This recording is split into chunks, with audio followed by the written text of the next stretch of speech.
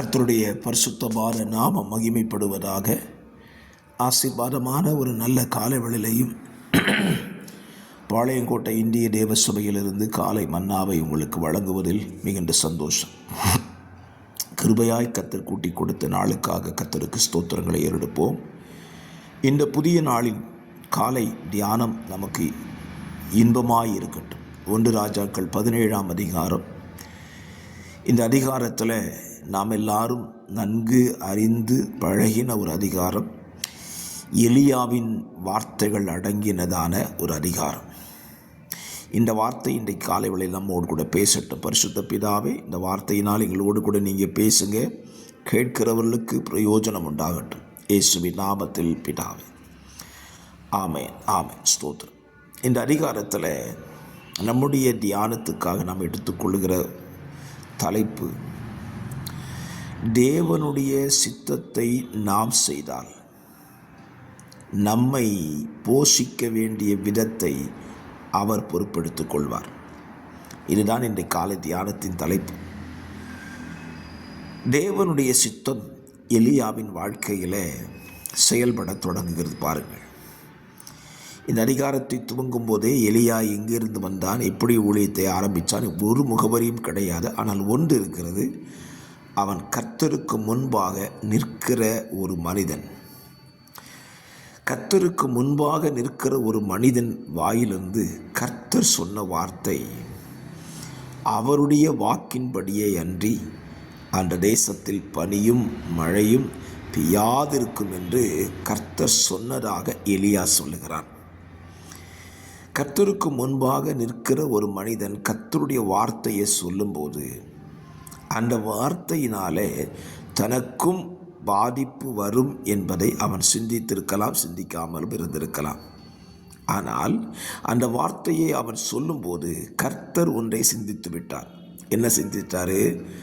பனியும் மழையும் பெய்யலைன்னா தேசத்தில் பஞ்சம் வரும். தேசத்தில் பஞ்சம் வந்தால் என் வார்த்தையை சொன்ன என் ஊழியக்காரனும் பாதிக்கப்படுவான் என்று அவருக்கு தெரியும். ஆகவே அவர் தம்முடைய வார்த்தையை நிறைவேற்றின மனிதனை, தேவ மனிதனை போஷிப்பதற்கு அவர் அதற்கான முயற்சியை எடுத்துக்கொண்டார். 2 வித முயற்சியை நான் உங்களுக்கு சொல்கிறேன். ஒன்று, காகங்களுக்கு கட்டளையிடுவேன். 2வது, விதவைக்கு கட்டளை இட்டேன் என்றார். 2ஐயும் வித்தியாசப்படுத்தி பாருங்கள். காகங்களுக்கு கட்டளை இடுவேன், ஏனென்றால் நீ என் வார்த்தையை சொல்லிவிட்டாய், என் வார்த்தையை ஜனங்களுக்கு அறிவிக்கப்பட்டாயிற்று. இப்போ உன்னை காப்பாற்ற வேண்டிய பொறுப்பு எனக்கு இருக்கிறது. ஏன் நான் உன்னை காப்பாற்ற வேண்டும்? உன்னை கொண்டு இனியும் எனக்கு வேலைகள் இருக்கிறது. ஆகவே நான் உன்னை அழிய விடாமல் காக்கணும்.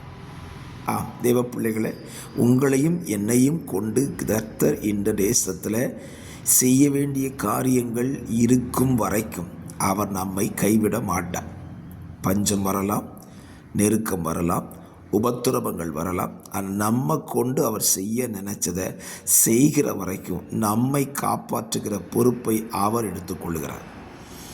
பாருங்கள், எலியாவுக்கு பிரச்சனை, தண்ணி கிடையாது, சாப்பாடு கிடையாது. ஆனால் அவனுக்கு காலையிலேயும் சாயங்காலமும் காகங்கள் இறைச்சியையும் அப்பத்தையும் கொண்டு வந்து கொடுத்தன.